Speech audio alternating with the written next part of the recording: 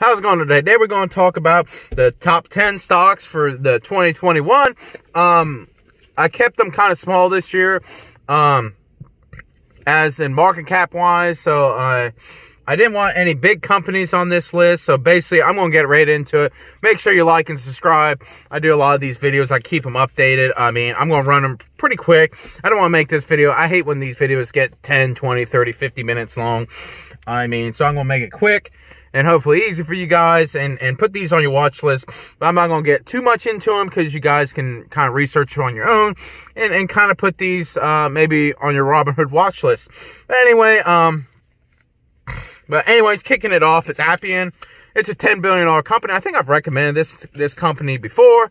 It's a $10 billion company, so it's pretty small. You know, I mean, this thing could easily double and be two. I mean, think about it. If it went up to 5 times, you know, it'd still be a pretty relatively small company. And that's kind of what I go for with these companies, is to make them kind of small, or kind of find them kind of small, you know, so they have room to grow. But think about what Appian does. Is basically, it's a low code. Well, it makes it easier for people to get on the cloud, basically. It makes it easier so some average person that doesn't go to Stanford University or whatever to learn all this coding stuff and all this, you know, complicated talk. Basically, Appian makes it easier. So anything that makes it easier to think about, I mean, the cloud is necessary, software as a service, but a lot of people don't know how to use it. So that's where you get Appian and stuff like that, you know, to make it easier to develop your own software that you need for your particular thing. And you develop it on the cloud, and then you use Appian to kind of help you through it. But anyway, now the next one is Fiverr. Basically what Fiverr does is basically it's like a freelance, once again, $7 billion company, pretty small.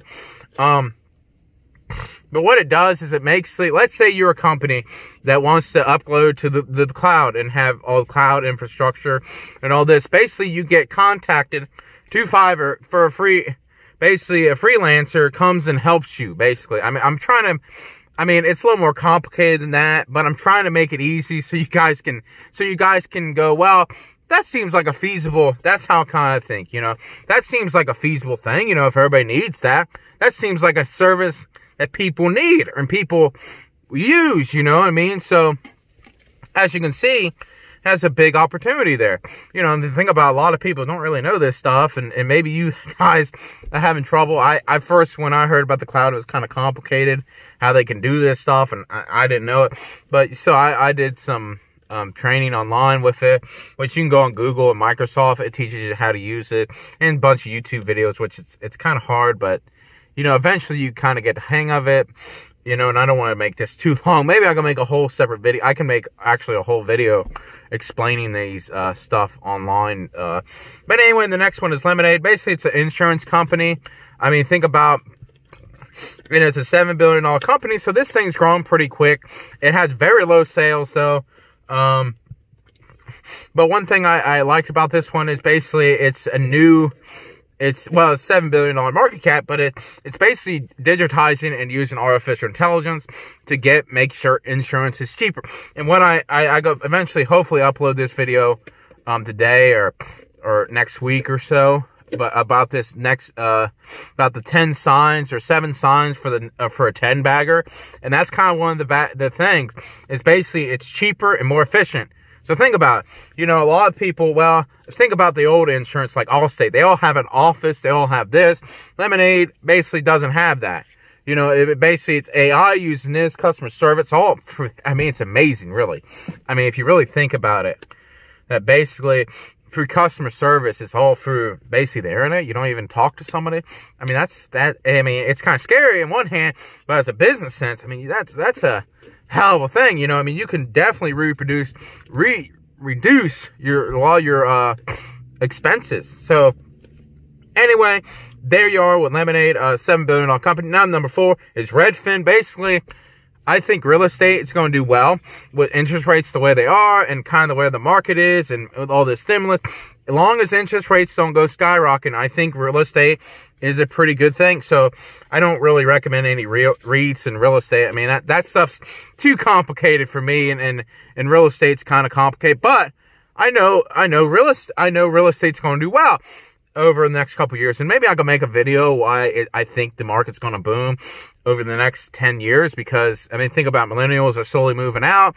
They're slowly buying things. That's why Home Depot fixing up these older kind of junky, well, not junky, but I shouldn't say that, but they're kind of smaller homes, I guess, and they're not as good.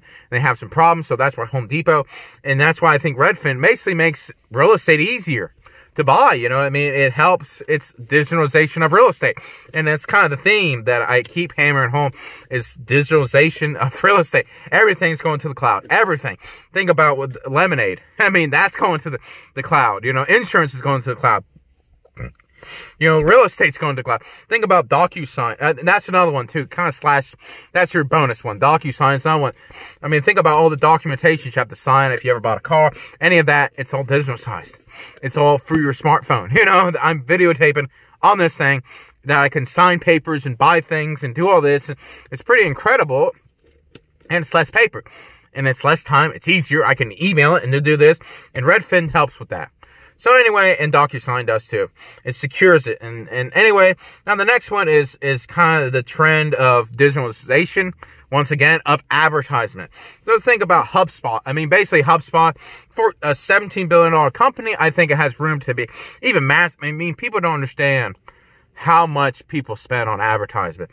It's probably your biggest, I mean, in business school, this is what they teach you. The three biggest expenses are employees, taxes, and probably marketing. You know, I mean, marketing is a massive, maybe not a percentage, but I mean, these companies spend billions. I mean, think of, I mean, the Super Bowl's coming up, right? I mean, how many minutes do they spend on that? You know, I mean, billions. And it's like, that's why, you know, I mean, that's digitalization, moving online, and HubSpot's kind of helping companies do that. So it basically gives you a software so you can kind of use all this data, like kind of what Facebook does, but this is basically all the internet. I mean, think about it. Even if Facebook went tomorrow, you're still going to have the internet. You know what I mean? That you need a space to advertise. Think about all those games. You know, I was just going through the games, playing this stupid little app game or whatever you want to call it, and an advertisement popped up. And HubSpot does stuff like that. You know what I mean? And now the next one is Roku. Once again, I mean, $14 billion company, pretty big, I guess, but look what it's growing into. Advertisement, digital advertisement. Basically, it's not an advertisement play, but it's not, well, it's an advertisement. It's not, a lot of people thought they would make money by selling that box thing for 20 bucks. I mean, they could give that thing free away. And I think eventually they will. I think, because that's not where the money's at. The money's at is in advertisement. So if you advertise, they get a percentage of every single thing you buy on there. Every single time you subscribe to something, think about that. And you're all for this smart TV, where's the advertisement? On that smart TV. You know what I mean? So it's massive opportunity. But anyway, the next one is the Trade Desk.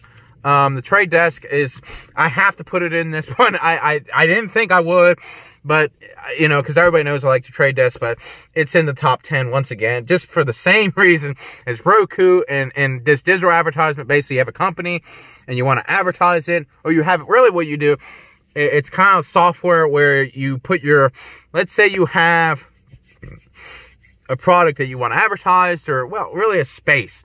Think about, you know, the way Jeff Green explained it. Maybe I could leave a link where he explains it. But think about a billboard. But all that money is going on online.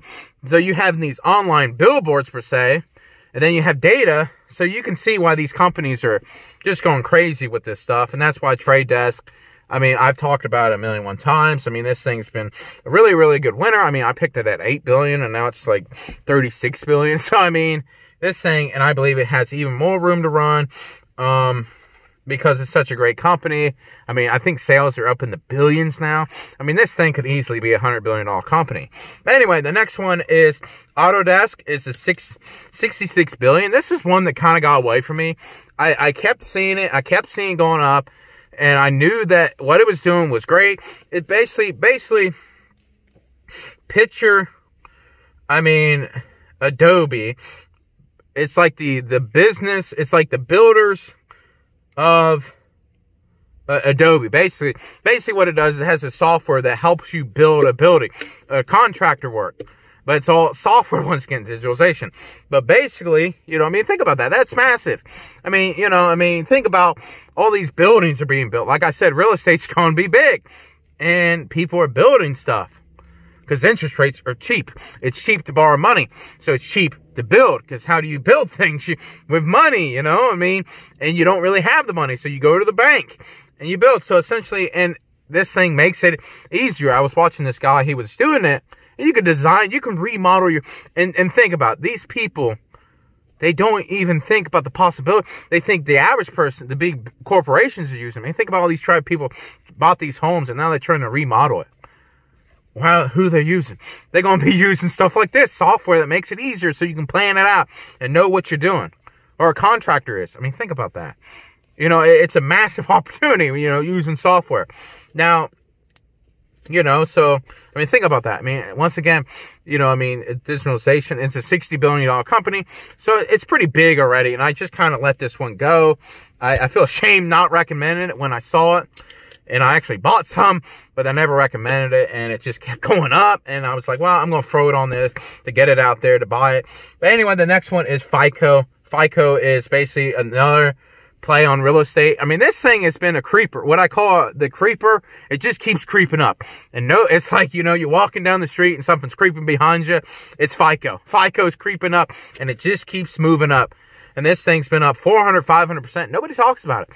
And it's such a need for a thing. Think about every single time they run your credit. If you're buying a house, once again, buying a house, buying a car, buying anything that needs a loan, and they check your credit, they use FICO. Think about it. And this company is only a $14 billion company. I mean, that's a lot of people. And as you've seen, real estate, nobody's buying it in cash. Nobody's going to have $300,000, $400,000 to buy a home. You're going to need a loan, and you're going to need a credit check. So FICO is the company they use to run your credit. And that does everything. I mean, people think of, you have to even get a credit score, even if you buy even if you rent. So anyway, that's another one that I think everybody should put it in their portfolio, because I believe FICO, it's going to probably keep going up, because it really almost has a kind of monopoly in a way, and it just keeps growing, and it's kind of a newer company, you know what I mean? So, well, it's been around for a while, but really for $14 billion company, I mean, this thing's just going to keep going up. As long as the economy stays strong, that is. If interest rates, let's say if I woke up tomorrow and interest rates were 5-6%, I'd probably have a heart attack. But after I wake up from that, I probably would sell this or do something else, because real estate probably could go bust. Well, the whole market probably go bust. But anyway, I mean, number 10 is GoDaddy. I mean, this one, I was shocked this year. I mean, this is one of the stocks that's just been flat for a whole 2 years now and haven't went anywhere. I mean, this thing it just keeps growing too. There's nothing wrong with it. It's been up maybe, what, 20, 30%, and this stock has just went nowhere. So that's kind of my GoDaddy. I mean, GoDaddy, think about domain names for your website, digitalization of the internet, e-commerce. They play in that space, and that's what they do. I think a lot of people haven't really, well, maybe Shopify could do all that.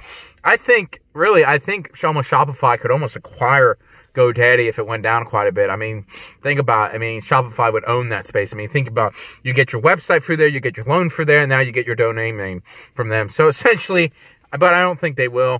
But I think GoDaddy is definitely undervalued. Especially at these levels. Like I said, I think this thing could explode higher because it just sat there. You can look at the chart. I mean, I'm not really a chartist or whatever, but when I see that pattern of a company growing and the stock's been flat and there's nothing wrong with it, I think it's time to buy, because it corrected for those years. I think it peaked back in 2018. So that's been almost 3 years of just sitting there.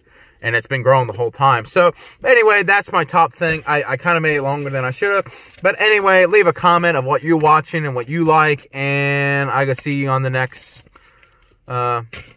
video. Thank you.